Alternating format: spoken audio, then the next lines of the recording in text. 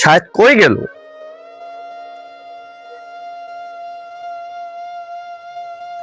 আমি জানতাম তোকে এখানেই পাবো।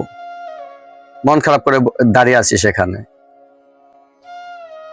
তুই জানিস ওরা তোকে অবহেলা করে, কেন বারবার ওদের সাথে ঘুরতে আসিস? কি কারণে আসিস তুই? আর মন খারাপ করে এক জায়গায় নিরিবিলি পড়ে থাকিস কেন? ওদের সাথে না গেলে কি হয় না?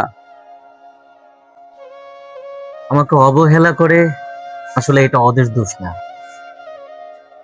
দোষটা আমারই। আমি জেনে শুনেই তাদের অবহেলার শিকার হই। দেখ না, প্রতিনিয়ত পদে পদে অবহেলিত হওয়ার পরও আমার শিক্ষা হয় না। যাক বন্ধু, মন খারাপ করিস না। সব বন্ধু তো একরকম না।